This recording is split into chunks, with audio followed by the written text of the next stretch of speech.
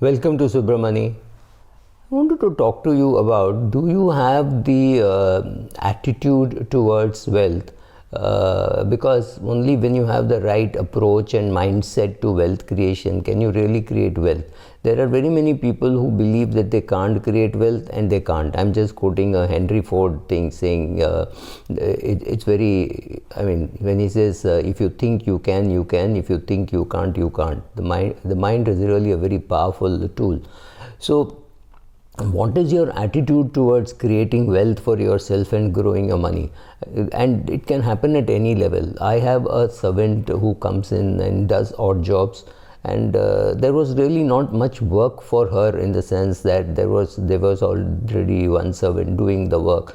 So she comes in and says, look, I have half an hour every day to give it to you, and I will charge you 2,000 rupees a month for that. And in that period of time, you can get any work done through me.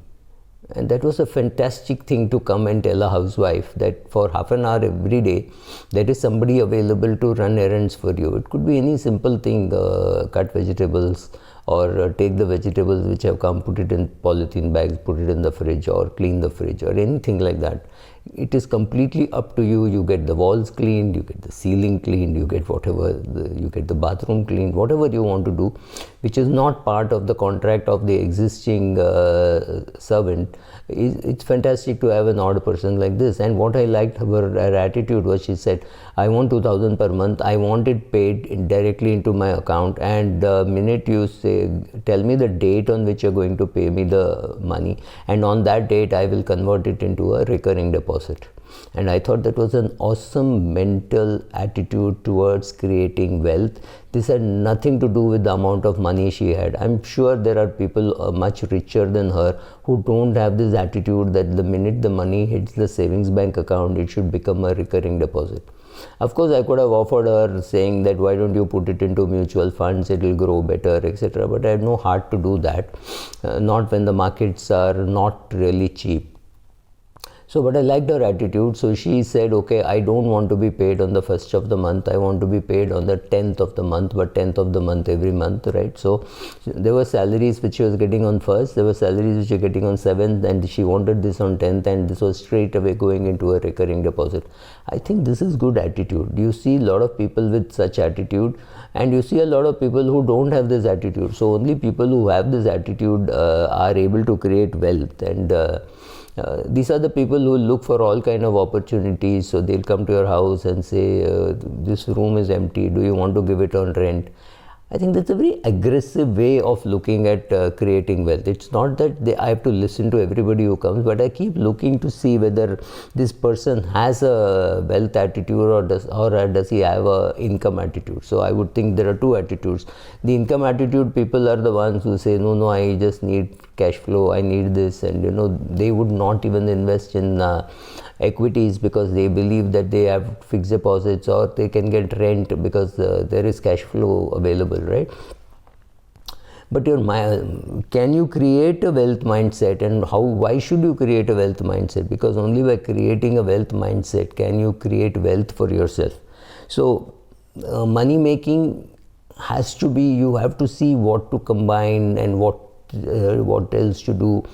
Can I do a side business? Do I have to create a good equity portfolio, get dividends from it? Do I buy property and try to get rent from it? Whatever side gig or whatever you want to do, side gig I should have said, is those are the things that you have to answer. That so is it possible to develop a strong money mindset or a wealth mindset? The answer is yes.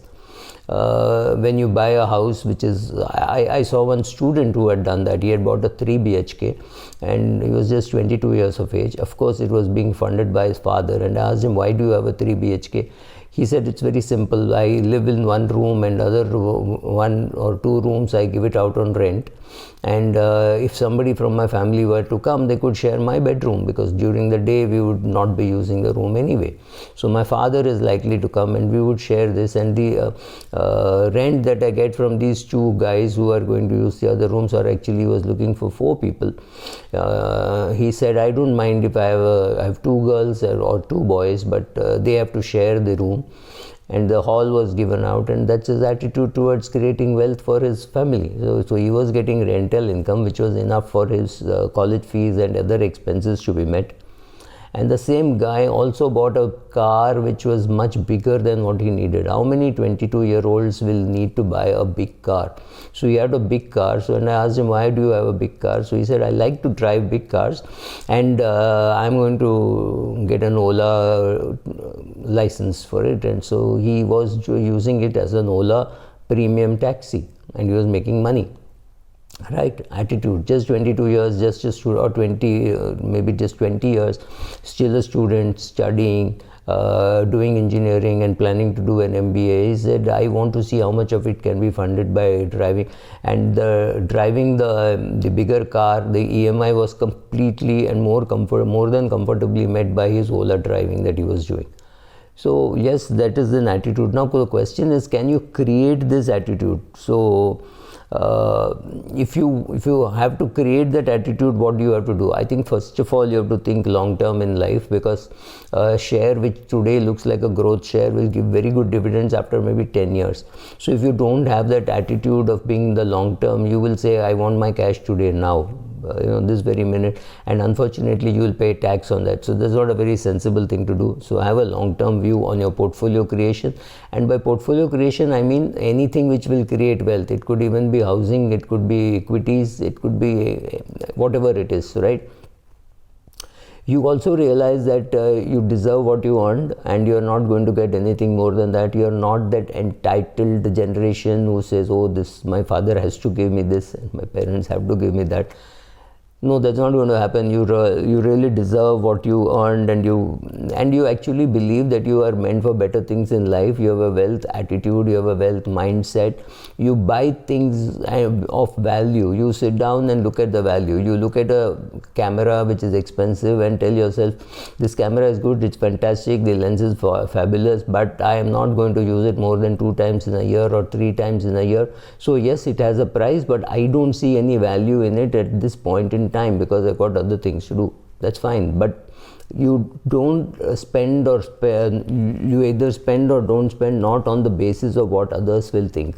You do it on the basis of you need it, you're going to use it, it is useful, therefore you're going to buy. And this could include a vacation, it could include a camera, it could include a yacht, for all I care, right? For everything, before you buy, you ask for it, is it got value? And am I going to derive value from it, right? Both are important. So you're constantly looking whom to connect, how to leverage, how to combine things, right? So some kind of a leverage of contacts, leverage of maybe even money, right? You want to do maybe you want to do an F&O, right? Whatever you want to do. So, but you're constantly looking for opportunities. You're also realizing that the less that you spend now, greater will be the power of compounding. So even if your money were to grow at 10% and you invested in 2020 or 2021, let's say almost say January 2022, you know that if they have not spent that money is going to compound for them maybe next 50 years if you're just 30 years of age. So next 50 years compounding. So when you're spending money, you're very careful and frugal, and largely saying, I value my financial freedom more than this piece of money which I want to spend now, right?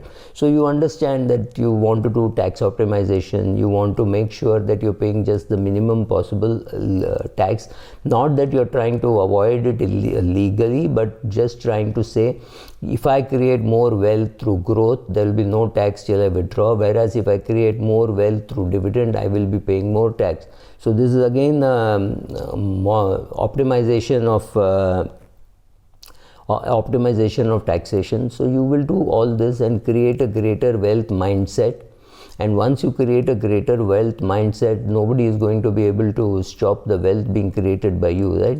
Then you will hear all this law of attraction, affirmation, and all that you will hear. And basically, yes, you will get into creating wealth. And you will keep on putting effort towards creating wealth, and creating wealth becomes something enjoyable, so you have fun doing it.